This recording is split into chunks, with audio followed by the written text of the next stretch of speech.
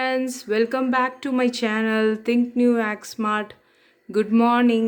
இன்னைக்கு வந்து நம்ம ஒரு யூனிக்கான ஒரு டேஸ்டி ரெசிபி பார்க்க போகிறோம். யூனிக்கான டேஸ்ட்டுன்னு சொல்லிக்கலாம். ஏன்னா இது மோஸ்ட்லி வந்து சென்னையில் தான் கிடைக்கும். அதாவது வடகரி என்னோடய ஃபேவரட், எங்கள் வீட்டில் எல்லாருக்குமே பிடிக்கும். இப்போ பார்த்திங்கன்னா ஒரு 2 மணி நேரமாக கடலைப்பருப்பும் சிறுபருப்பும் ஒரு ஈக்குவல் ரேஷியோவில் ஒரு 4 பேருக்கு சும்மா ஒரு கை தான் போட்டேன். அதில் ஒரு 3 காஞ்ச மிளகா போட்டிருக்கேன், ஊறிட்டுருக்கு. அப்புறம் அதுக்கு தேவையான வெங்காயம், ஒரு மீடியம் சைஸ் வெங்காயம் ஒரு 3, அதை எடுத்து கட் பண்ணி வச்சுட்டேன். அப்புறம் தக்காளி ஒரு 3, அப்புறம் புதினா, கொத்தமல்லி, அப்புறம் 2 பச்சை மிளகா, இஞ்சி பூண்டு வந்து தட்டி போட்டால் ரொம்ப அந்த ஃப்ளேவர் டேஸ்ட்டாக இருக்குன்றதுக்காக அது வச்சுருக்கேன். இதிலே வந்து காஞ்ச மிளகாவும் போட்டிருக்கேன் சேர்த்து அரைக்கிறதுக்கு. இதில் வந்து 3 விதமாக பண்ணலாம் இந்த வடகரியை. எப்படின்னா இது மற்ற எல்லாமே ஒன்று தான். பூண்டு இஞ்சி பேஸ்ட்டாகவும் போட்டுக்கலாம், இல்லை இந்த மாதிரி தட்டியும் போட்டுக்கலாம். இது என்னென்னா ஃபஸ்ட்டு பார்த்திங்கன்னா வந்து அரைச்சிட்டு தண்ணி இல்லாமல் அரைச்சிட்டு என்ன பண்ணுவாங்க, இட்லி தட்டில் வச்சுட்டு அதை வந்து கொஞ்சம் வேக விட்டுருவாங்க. அதாவது ஒரு 70 to 80% வெந்தால் போதும். அது ஒரு மெத்தடு இட்லி தட்டில் வைக்கிறது. ரெண்டாவது வந்து வடை மாதிரி போட்டு எண்ணெயில் வந்து டீப் ஃப்ரை, அதாவது இதையும் வந்து ஒரு 70% தான் வேக விடுவாங்க. இப்போது நம்ம பண்ண போகிறது எப்படின்னா ஒரு மாதிரி அடை மாதிரி. இப்போ வந்து இதை நான் அரைச்சிட்டு நான் காமிக்கிறேன் எப்படி பண்ணுறதுன்னு சொல்லிட்டு. இந்த பாருங்கள், அரைச்சி வந்து அடை மாதிரி தட்டிட்டேன். இப்போ இது நம்ம ஒரு சைடு கொஞ்சம் எண்ணெய் ஊற்றிக்கலாம், அப்புறம் திருப்பி பெரட்டி போட்டு கொஞ்சம் எண்ணெய் ஊற்றிக்கலாம், அவ்வளோதான். பொதுவாக வந்து எல்லாமே கடலைப்பருப்பில் தான் செய்வாங்க வடகரி. பட் நான் ஏற்கனவே வெறும் சிறுபருப்பு வச்சே செஞ்சுருக்கேன், நல்லாயிருக்கும். இப்போ வந்து சிறுபருப்பும் கடலைப்பருப்பும் சேர்த்து செஞ்சுருக்கேன். நம்ம இஷ்டம் தான், அது நம்ம எப்படி வேணால் பண்ணலாம். அப்புறம் இன்னொரு விஷயம் வந்து, எனக்கு வந்து கடலைப்பருப்பே போட்டால் வந்து டேஸ்ட்டு தான், ஆனால் கொஞ்சம் வாய்வு அதிகம். ஒரு சில பேர் வந்து பூண்டு இஞ்சி இதில் சேர்க்க மாட்டாங்க, பட் நான் சேர்ப்பேன், நல்லாயிருக்கும். இந்த காம்பினேஷனுமே நல்லாயிருக்கும்.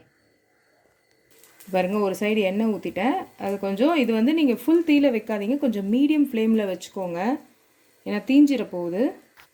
அவ்வளோதான். அது கொஞ்சம் வெந்த பிறகு நம்ம அப்படியே திருப்பி போட்டுக்கலாம். திருப்பி போட்டு இது கொஞ்சம் நம்ம வந்து ஆறின பிறகு அப்படியே உதுத்து வச்சுக்கலாம். இப்போ நான் எப்படி பண்ணுறேன்னு பாருங்கள். குக்கரில் தான் இப்போ பண்ண போகிறேன். பாருங்கள், இது பாருங்கள் மேலே எப்படி வெந்திருக்கு பாருங்கள். சும்மா அவ்வளோதான். கொஞ்சம் எண்ணெய் ஊற்றுனேன், முடிஞ்சு திருப்பி கொஞ்சம் எண்ணெய் ஊற்றுனேன், அவ்வளோதான். இப்போ எப்படி செய்கிறது குக்கரில் அப்படின்னு காமிக்கிறேன். குக்கர் வச்சுட்டு எண்ணெய் வச்சாச்சு. எண்ணெய் காஞ்ச உடனே எண்ணெய் போடலான்னு காமிக்கிறேன். இப்போ எண்ணெய் காஞ்சிருச்சு. சோம்பு போட்டுக்கலாம்.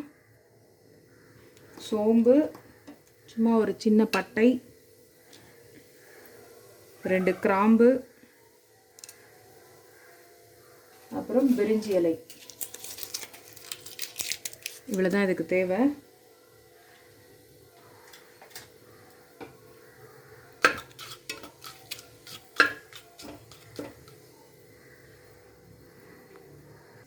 இப்போ இடித்து வச்ச பூண்டு இஞ்சி சேர்த்துக்கலாம். அது உங்களுக்கு வந்து அந்த ஃப்ரெஷ்ஷாக ஒரு ஸ்மெல் ரொம்ப நல்லாயிருக்கும். அப்புறம் 2 பச்சை மிளகா, கீரி வச்ச பச்சை மிளகா 2, அது 1 நிமிஷம் வதங்கட்டும்.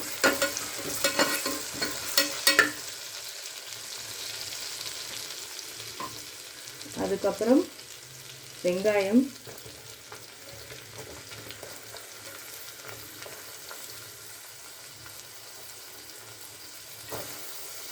வெங்காயம் கொஞ்சம் உப்பு போட்டு வதக்கிடலாம்.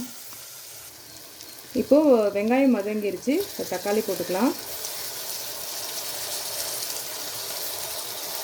தக்காளியும் கொஞ்சம் உப்பு போட்டு வதக்கிடலாம். அப்பப்போ அதுக்கு அந்த உப்பு போட்டிங்கன்னா சாப்பிடும்போது நமக்கு சரியாக இருக்கும். இப்போ புதினா கொத்தமல்லி போட்டுக்கலாம். இது கொஞ்சம் வதங்கின உடனே மஞ்சள் அதெல்லாம் சேர்த்துடலாம். இப்போ கொஞ்சம் மஞ்சள், அப்புறம் நம்ம ஆல்ரெடி பச்சை மிளகா 2 போட்டிருக்கோம், காஞ்ச மிளகா 2 போட்டு அரைச்சிருக்கோம். ஸோ அதுக்கேற்ற மாதிரி காரம் போட்டுக்கோங்க. கொஞ்சம் வெறும் மிளகாத்தூள், ரொம்ப இல்லை, கம்மியாக. அப்புறம் ஒரு 1.5 ஸ்பூன் குழம்பு மிளகாத்தூள். மஞ்சள், தனி மிளகாத்தூள், குழம்பு மிளகாத்தூள் 3 போட்டிருக்கேன். இப்போ இந்த பச்சை வாசனை போகிற வரைக்கும் நம்ம கொஞ்சம் வதக்கி விட்டுடலாம். இப்போ பாருங்கள், பச்சை வாசனைலாம் போயிடுச்சு. இப்போ வந்து நம்ம அந்த உதுத்து வச்சுருக்கிற அந்த பருப்பு அதை போட்டுக்கலாம்.